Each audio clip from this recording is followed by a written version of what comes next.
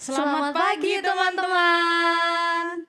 Apa kabarnya hari ini? Gimana Kak Ayu sekarang kabarnya? Kabarnya baik dong, Wah, puji Tuhan Kak. Ya, banget. sebelum lebih jauh nih, Kak, kita kenalan dulu. Kan belum ada yang kenal Oh nih iya di rumah. nih. Siapa dulu nih? Kakak dulu deh. Oke, halo semuanya.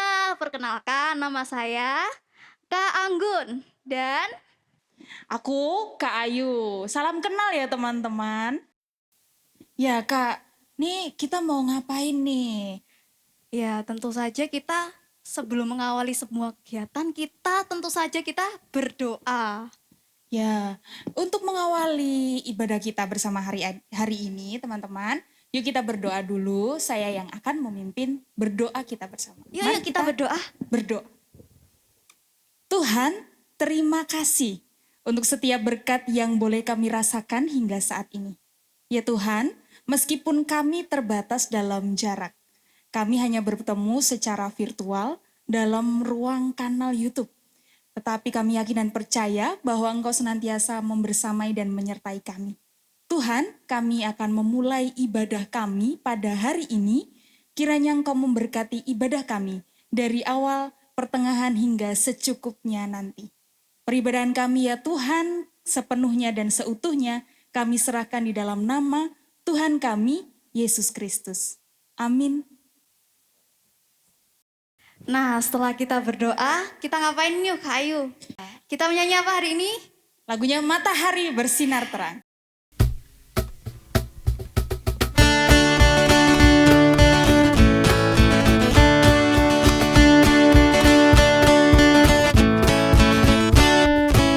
Matahari bersinar terang, burung berkicaulah senang, harum semerbak bunga di padang, semuanya mengajak kepada kita, kan memuji nama Tuhan yang besar, kan memuji nama Tuhan yang besar.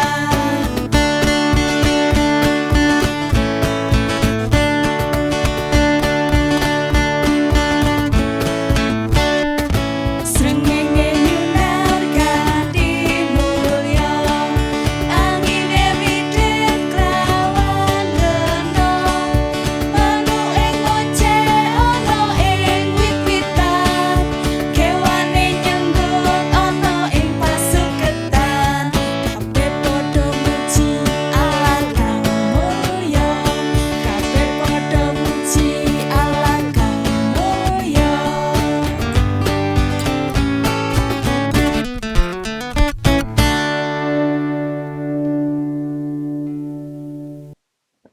Kak Ayu, Iya, aku tuh mau curhat. curhat apa, Kak?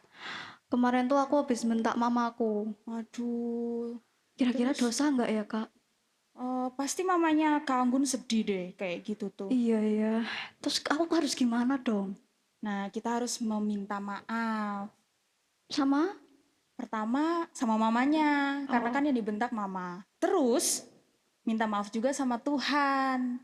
berarti ini aku harus doa minta ampun sama Tuhan gitu. Iya dong. Ya udah deh Kak, ayo temenin aku berdoa. Ayo Ya, teman-teman yang di rumah, mari kita berdoa bersama-sama atas apa ya kesalahan yang mungkin kita lakukan kepada orang tua, kepada saudara, kepada teman-teman kita. Mari kita satu dalam doa, kita minta pengampunan kepada Tuhan. Mari kita berdoa. Tuhan Yesus, kami bersyukur Engkau masih memberi kesempatan kami untuk berkumpul pada hari ini. Tuhan, kami anak-anak-Mu mohon ampun atas kesalahan yang kami buat, atas kesalahan yang kami lakukan, baik itu kepada orang tua kami, kepada teman-teman kami, kepada saudara-saudara kami, khususnya kesalahan kami yang membuat hatimu terluka. Ya Tuhan, ampunilah kesalahan kami, seluruh kesalahan kami, ampunilah Tuhan. Hanya semuanya ini kami serahkan ke dalam tangan kuasa-Mu Tuhan. Terimalah permohonan ampun kami Tuhan, hanya di dalam nama Tuhan Yesus kami telah berdoa. Amin. ya, amin. Semoga Tuhan mengampuni kita ya, Kak. Amin. Semoga nanti mama nggak marah lagi. Amin. Ya Kak, kita tadi kan udah memohon ampun sama Tuhan ya Kak. Mm-mm. Nah pasti Tuhan juga mengampuni kita. Nah untuk itu kita harus bersyukur, bersuka cita dan berbahagia nih Kak. Gimana tuh Kak? Kita mau nyanyi lagi? Iya dong, kita mau nyanyi lagi nih sebelum dengar firman Oh Tuhan. iya. Kita nyanyi lagu apa Kak? Lagu Hati yang Gembira. Oh, buat teman-teman yang sedih di rumah, mari kita bergembira dengan kita memuji nama Tuhan, hati yang gembira.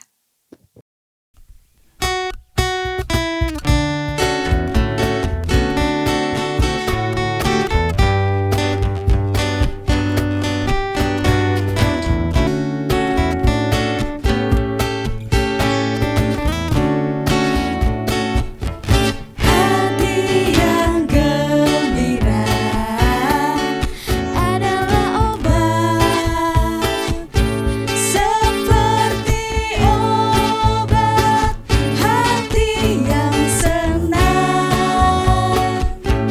Tapi semangat yang patah keringkan tulang. Hati yang gembira, Tuhan senang.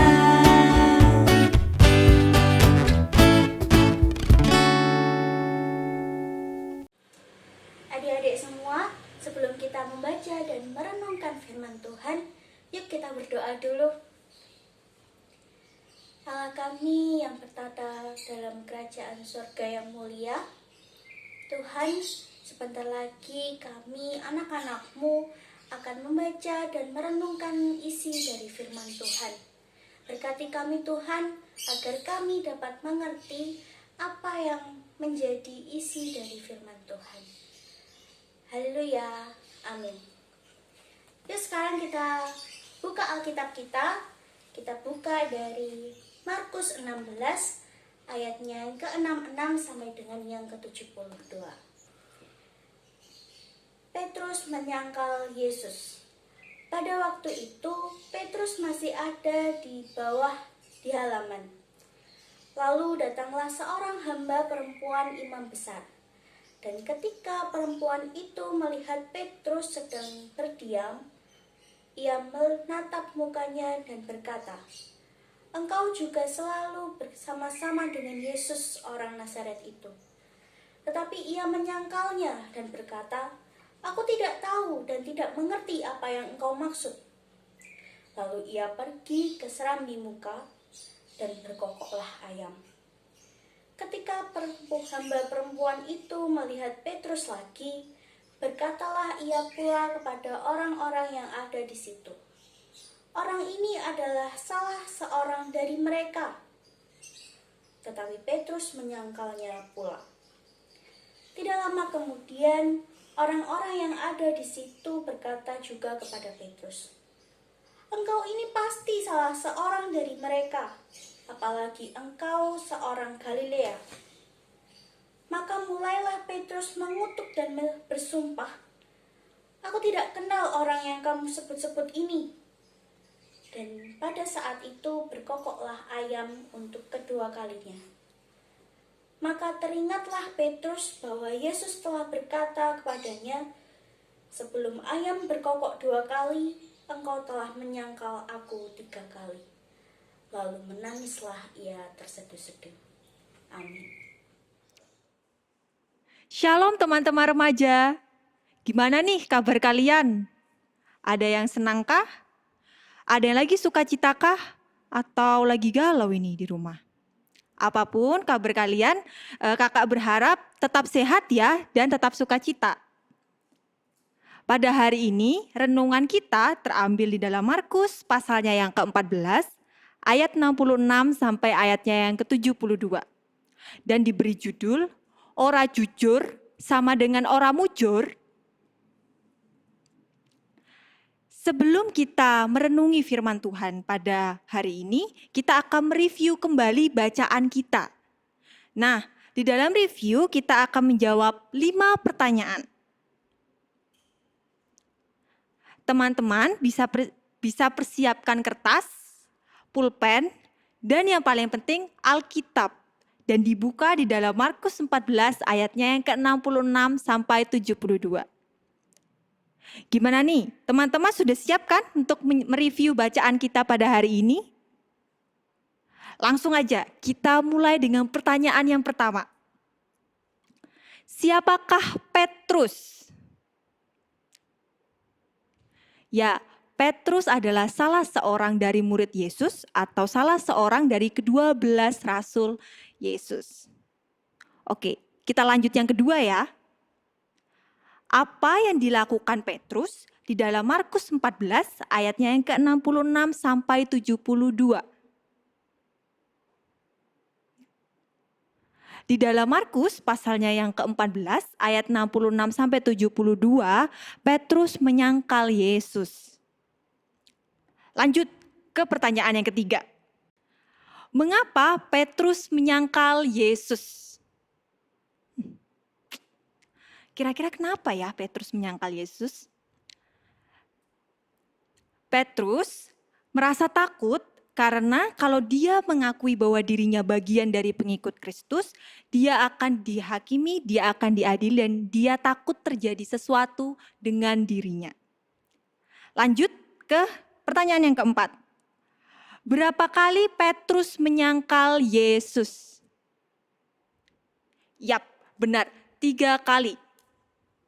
3 kali sebelum ayam berkokok 2 kali. Lanjut ke pertanyaan yang terakhir. Apa yang dilakukan Petrus setelah dia menyangkal Yesus? Di dalam ayatnya yang ke-72 kita dapat mengetahui bahwa Petrus menangis terseduh-seduh setelah dia menyadari bahwa dia menyangkal Yesus 3 kali. Oke teman-teman remaja, bagaimana dengan review kita pada hari ini? Kira-kira teman-teman remaja berhasil menjawab berapa pertanyaan ya? Ayo dijawab jujur ya, jangan bohong. Teman-teman berhasil menjawab dengan benar berapa pertanyaan? Teman-teman remaja, teman-teman tahu nggak sih bedanya jujur sama berbohong itu? Menurut KBBI atau Kamus Besar Bahasa Indonesia, jujur dapat diartikan dengan lurus hati, tidak curang, tulus, dan ikhlas. Sedangkan berbohong dapat diartikan menyatakan sesuatu yang tidak benar, berbuat bohong, atau berdusta. Nah, dari Markus pasal 14 ayat 66 sampai 72, menurut teman-teman, kira-kira Petrus itu berbohong atau jujur ya? Ya, benar. Di dalam Markus pasal yang ke-14, Petrus berbohong. Berbohongnya, dia tidak mengakui bahwa dirinya merupakan bagian dari murid Yesus. Kira-kira kenapa ya Petrus berbohong? Di dalam Markus pasal 14 ayat 66 sampai 72, kita dapat membaca dan dapat mengetahui bahwa Petrus sedang takut. Dia takut kalau dia mengakui bahwa dirinya bagian pengikut Kristus, dia akan diadili, dia akan disiksa, dia takut terjadi sesuatu yang tidak baik dengan dirinya. Sehingga Petrus memilih untuk tidak mengakui bahwa dirinya merupakan bagian dari pengikut Yesus. Nah, teman-teman remaja, dari kisah Petrus menyangkal Yesus, di dalam kitab Markus tadi, kita bisa belajar apa ya? Kita bisa belajar bahwa melakukan sikap jujur itu sulit ya ternyata teman-teman. Untuk bisa hidup jujur dan melakukan sikap jujur itu ternyata sulit banget ya. Kok kayaknya lebih mudah mau berbohong daripada jujur. Tapi sebagai anak Tuhan, kita itu harusnya belajar hidup jujur. Kalau teman-teman remaja di rumah, kira-kira teman-teman remaja lebih sering berbohong atau lebih sering jujur? Ayo teman-teman jawab sendiri ya dalam hati. Misalnya seperti menjawab jawaban benar di dalam review tadi. Teman-teman menjawab jujur atau teman-teman berbohong mengenai jawaban benar yang sudah teman-teman jawab. Teman-teman remaja memang melakukan hidup jujur itu sulit. Misalnya nih, contohnya ya dalam kehidupan kita sehari-hari,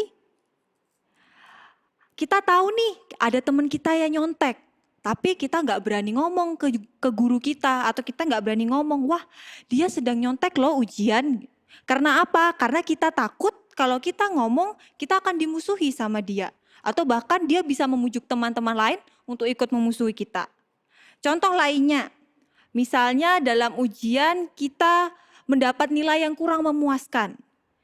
Jadi kita merasa takut untuk ngomong jujur kepada orang tua bahwa nilai kita kurang memuaskan. Padahal bisa jadi ketika kita jujur kepada orang tua akan membantu kita untuk belajar dan mendapatkan nilai yang lebih baik lagi. Contoh lainnya, misalnya menyontek pekerjaan teman. Tapi ngakunya pekerjaan itu kita kerjain sendiri. Oh, biasanya yang ini nih yang lebih sering dilakukan sama teman. Yang kakak ketahui sering dilakukan oleh teman-teman remaja. Atau kalau melakukan kesalahan, daripada mengakui kesalahan tersebut, lebih seringnya nyalain teman sendiri. Wah, itu sangat tidak baik ya teman-teman remaja. Dari contoh-contoh yang sudah kakak sebutkan tadi, kita menyadari bahwa ternyata hidup jujur dan melakukan sikap jujur itu kok rasanya sulit sekali ya. Kok lebih enak sekali kalau kita itu berbohong daripada hidup jujur. Ya memang sih melakukan sikap hidup jujur itu sulit, tetapi bukan berarti itu mustahil. Dengan berbohong memang terasanya semuanya lebih mudah. Tapi teman-teman tahu nggak sih kalau kita berbohong kita itu merasakan dampak apa? Kalau kita berbohong, kita itu tidak hanya menipu orang lain, tapi itu juga kita menipu diri kita sendiri secara tidak langsung. Kita belajar untuk tidak menerima realita dan kenyataan yang kita hadapi. Ya kalau kita melakukan kesalahan, dengan jujur kita juga menerima kenyataan bahwa kalau kita melakukan kesalahan. Dan kita belajar untuk memperbaiki diri dari kesalahan tersebut. Sama seperti Petrus, di dalam Markus 14 ayatnya yang ke-66 sampai 72, setelah melakukan berbohong, setelah dia menyangkal Yesus, dia merasa menyesal dengan menangis terseduh-seduh. Nah, meskipun rasanya berbohong lebih mudah daripada hidup jujur, tetapi hidup jujur itu bukan sesuatu yang mustahil. Kita bisa melakukan hidup jujur dengan memulai dari hal-hal sederhana sebelum kita melangkah ke hal-hal yang lebih besar. Seperti tidak menyontek saat mengerjakan ujian atau tidak menyontek saat mengerjakan tugas yang diberikan oleh guru, tidak berbohong kepada orang tua, teman, atau guru. Teman-teman tahu nggak sih, dengan hidup jujur kita itu bisa merasa lebih lega, kita bisa merasakan damai, kita tidak punya beban pikiran, dan perasaan kita itu tenang. Dan yang lebih penting, kita tidak menipu diri kita sendiri. Ada pepatah yang mengatakan, semujur-mujurnya orang berbohong, pasti lebih mujur orang jujur. Teman-teman remaja yang terkasih dan dikasihi di dalam kasih Kristus Yesus, memang berbohong lebih mudah. Tetapi sebagai anak-anak Tuhan, kita harus belajar hidup jujur. Dengan hidup jujur, kita merasakan damai, kita merasakan bahagia, kita merasakan ketentraman di dalam hati kita. Yuk mulai dari sekarang kita belajar hidup jujur. Mulai dari hal yang sederhana sampai ke hal yang lebih besar. Demikian firman Tuhan pada hari ini. Kita belajar untuk melakukan firman Tuhan dalam kehidupan kita sehari-hari. Amin. Nah, setelah kita mendengarkan firman Tuhan, patutnya kita merasa bersyukur dan kita mengungkapkan rasa syukur kita melalui persembahan. Benar nggak sih, Kak? Bener dong. Terus sambil mengumpulkan persembahan kita juga mau nyanyi, Kak. Nah, nyanyi lagu Yesus sayang padaku.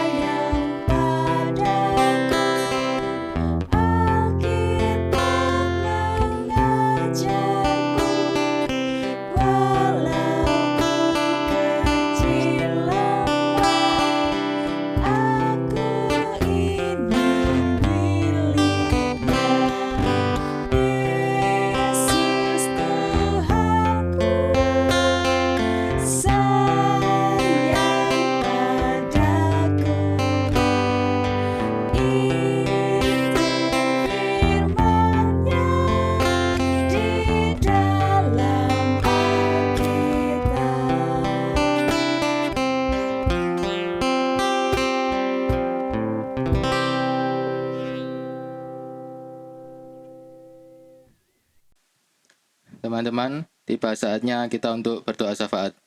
Mari kita berdoa.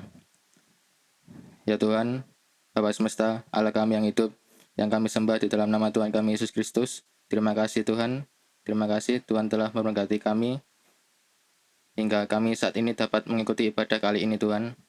Dan pada saat ini Tuhan, kami mengumpulkan persembahan, kiranya Tuhan berkati persembahan kami, berkat yang Tuhan berikan pada kami ini Tuhan, kiranya Tuhan berkati, kiranya apa yang kami persembahkan ini dapat memperlebar dan memperluas kerajaan-Mu ya Bapa. Terima kasih ya Tuhan, terima kasih. Dan selanjutnya Tuhan, kami berdoa untuk teman-teman kami yang mungkin pada saat ini tidak dapat mengikuti ibadah ini Tuhan. Kiranya Tuhan juga senantiasa menyertai mereka, seperti Tuhan telah menyertai dan memberkati kami di tempat ini. Terima kasih Tuhan. Dan kami juga berdoa untuk bangsa dan negara kami, bangsa Indonesia ini Tuhan. Kiranya Tuhan juga berkati pemerintahan bangsa Indonesia ini Tuhan, jauhkan dari segala mara bahaya, terlebih virus corona ini Tuhan. Kiranya Tuhan berikan bangsa dan negara kami ini kesehatan Tuhan. Dan kami juga berdoa untuk saudara-saudara kami yang mungkin ada di luar Jawa atau yang di dalam Jawa ini Tuhan, yang terkena musibah atau bencana. Kiranya Tuhan juga menyertai mereka, memberkati mereka. Kiranya apa yang mereka rasakan, Tuhan pulihkan mereka Tuhan. Tuhan berikan kesehatan, dan apa yang menjadi kebutuhannya kiranya Tuhan cukupkan ya Bapa. Terima kasih Tuhan, terima kasih. Inilah seru dan doa kami ini Tuhan. Kiranya Tuhan memberkati kami di tempat ini. Tuhan senantiasa melindungi kami, memberkati kami ya Tuhan. Terima kasih Tuhan, doa yang jauh dari sempurna ini hanya kami panjatkan dan kami alaskan di dalam satu nama, Tuhan kami Yesus Kristus, Juru Selamat kami yang hidup, yang sudah mengajar kami berdoa, doa Bapa kami. Bapa kami yang di surga, dikuduskanlah namamu, datanglah kerajaanmu, jadilah kehendak-Mu di bumi seperti di surga. Berilah kami pada hari ini makanan kami yang secukupnya, dan ampunilah kami akan kesalahan kami, seperti kami juga mengampuni orang yang bersalah pada kami. Dan jangan membawa kami ke dalam pencobaan, tetapi lepaskanlah kami daripada yang jahat, karena Engkau yang mempunyai kerajaan, kuasa, dan kemuliaan sampai selama-lamanya. Haleluya, amin. Ya teman-teman, kita telah mengikuti rangkaian ibadah hari ini. Mari bersama-sama kita menerima berkat Tuhan melalui hamba-Nya. Kasih karunia dan damai sejahtera dari Allah Bapa, Tuhan Yesus dan Roh Kudus ada, hadir, dan membersamai kami mulai saat ini sampai kelak. Tuhan memanggil kami dalam kerajaan surga. Amin. Nah, sebelum kita berpisah nih Kak, baiknya kita nyanyi-nyanyi dulu juga nih. Oh ya pasti dong, kita harus nyanyi dulu. Kita mau nyanyi apa nih? Nyanyi lagu yang teman-teman di rumah pasti udah hafal, khatam. Lagu sampai wajib. rontok-rontok. Lagu wajib ini? Iya, lagu wajib Oh. nih. Lagu wajibnya siapa? Lagu wajibnya GKJW dong. Oh, ayo Tahu? ada yang ingat nggak lagunya apa? Tahu nggak teman-teman di rumah? Pasti lupa. Atau masih mengingat? Loading. Ya. Kita nyanyi Aku Anak GKJW. Aku anak GKJW.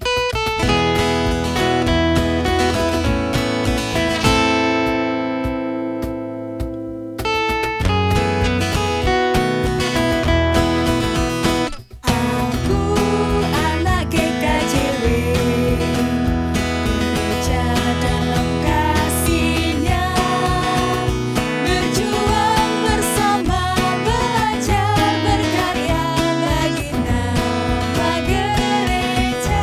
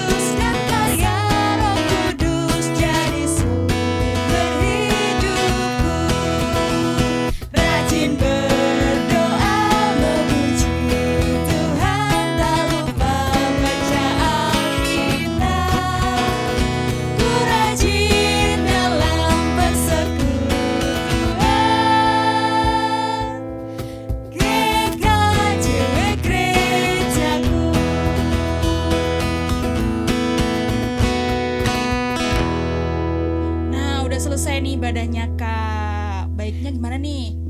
Kita Say goodbye. say goodbye sama teman-teman Sampai gue. ketemu di ibadah-ibadah selanjutnya ya Dadah, teman-teman. teman-teman. See you. Dadah.